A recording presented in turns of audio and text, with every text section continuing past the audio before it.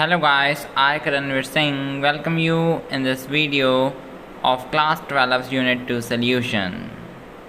In this chapter we will focus on the different types of solution and how we can express this solution, and mainly focus on the two laws which are named as Henry's law and Rolle's law. And ideal and non-ideal solution are non-forgettable, because it is one of the most important topics which have higher chances to come in an exam. So let us start our chapter, and in this chapter we are going to study about the solution. Solution stands for a mixture, or we can say it as a homogeneous mixture. Here it is written homogeneous mixture. Here homogeneous represent that it is a composition of two or more compounds, and the composition among the solution is uniform. By the next step we come to know about that there are the two parts of a solution. Let's take it as a solution, and it have two parts. First one is solvent and another one is solute. It's the basic of this chapter.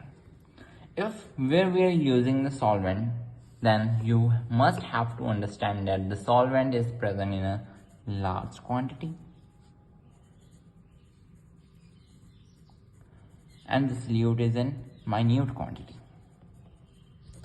This represents that any kind of solution has the two components or more than two components, but in this unit we only take the binary solutions which have two components.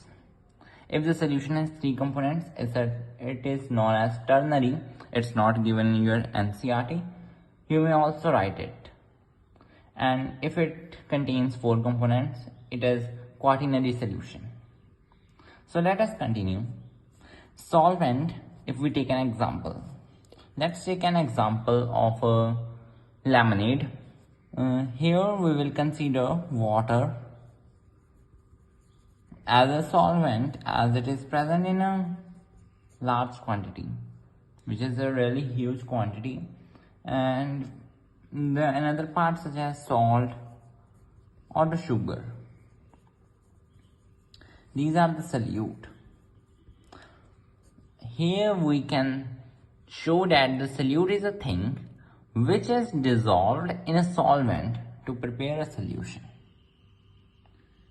And we can deduce a correct definition for a solution. It is, you may also write, a solution is a homogeneous mixture. And I'm going to show my notes, and here it is written. A solution is a homogeneous mixture of two or more substances whose composition can be varied within certain limits. Here the composition can be varied, but here it means that we can also take 30 gram of water and 2 gram of salt, or anything. It can be 3, it can be 29, it can be 28. But the composition among the solution, like there is a vessel and it contains a solution, and in this part the salt is an equal amount as it contains in this part. It's a homogeneous mixture. It may be clear to you. And here it is written, the substances making up the solution are called components of the solution. Depending upon the total components present in the solution, it is called binary solution, 2 components. Ternary solution, 3 components. Quaternary solution, 4 components. And the solvent, a component which is present in the largest quantity, is called the solvent. And the solute component which is present in lesser quantity is termed the solute. Now it is clear to you. So let us move to our next part. What are the types of solution?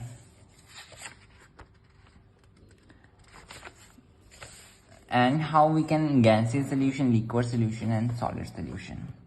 And here we will take the examples that if the gas is a solute and solvent is also a gas, then what can be its answer? You can simply answer it like air. Air is a thing which has a mixture of oxygen, nitrogen, or sulfur. These are it contains gases and the gases mixture. If I talk about a thing like a liquid which is dissolved in a gas, can you answer it? Let's try to answer it in the comment box. And now I'm going to show you your answer. It's the chloroform, or we can also say it as a water vapors. Yes, water vapors are a water that are mixed in air, and chloroform mixed with nitrogen gas is also an example of gaseous solution. Liquid solution, here we had left something that which is a solid which is dissolved in a gas, and it can be dust or in air. Like in the morning time, when we used to clean our bed sheets, at that time there are some particles of the dust and it shows a collider effect. Like these particles are visible as the rays are coming from the outside. This is an example of a solid in a gas, or we can say camphor in the nitrogen gas. It is one of the best example. Liquid solution, gas, liquid. Here gas is a solute and the liquid is a solvent. So we can consider it as a oxygen in a water, or we can take a carbonated drink which contains CO2 in a dissolved water, such as different drinks which are present in the market, Limca, Coca-Cola, as well as the Fanta. If I take about another example, liquid in a liquid, it is one of the most easiest thing that you are pouring a juice in a cup of water, then it is also a mixture. But here the best example in the chemical names, which is ethanol dissolved in the water. Solid and liquid, glucose dissolved in water. Here it means to say that the sugar which we use on a daily basis, it is dissolved in the water. It is a solution which is known as the binary solution, and here the solute is solid and the solvent is liquid.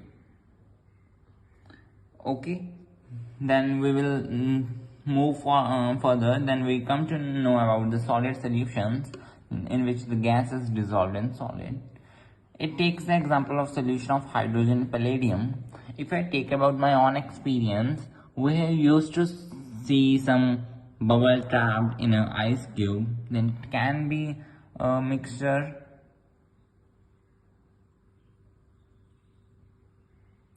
Then we will talk about liquid and the solid. Here we will get the answer as amalgam of mercury with sodium.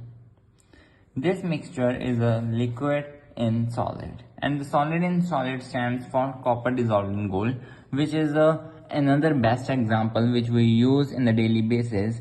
The 22 karat gold is not a pure gold. It is mixed with some impurities with the effect of a doping. And the doped material stands as a copper zinc, which may impure the gold and make it best.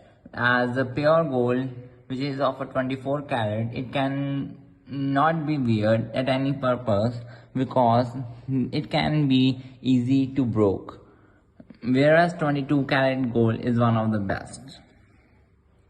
And in the next part, we are going to study about the 2.2 part, which is expressing concentration of a solution. Here I am going to introduce this topic in this video so that it can be really easy for you to follow the next video. And in this topic, we will continue with the expressing the concentration. Like if I tell you that take some part of a salt and pour it in a glass of water, then you will do this activity. But the concentration of a salt, I didn't define it. So it can be possible that you misunderstood its concentration and pour a huge amount of salt in a small glass, which will be such a blunder. So there is a need for a For a quantitative description of a solution, which is measured by these types of things, which is mass percentage, and another method is volume percentage, and another one is mass by volume. These are the three methods which are one of the most easiest, and the parts per million is used on some occasion basis, and the mole fraction is one of the most important as it also has some part in your further studies in this unit. And another thing that we will study, these are the molarity and the molality. These are two confusing topics. You have to understand it deeply, and in the next video we are going to solve some numericals also. So thank you, have a nice day.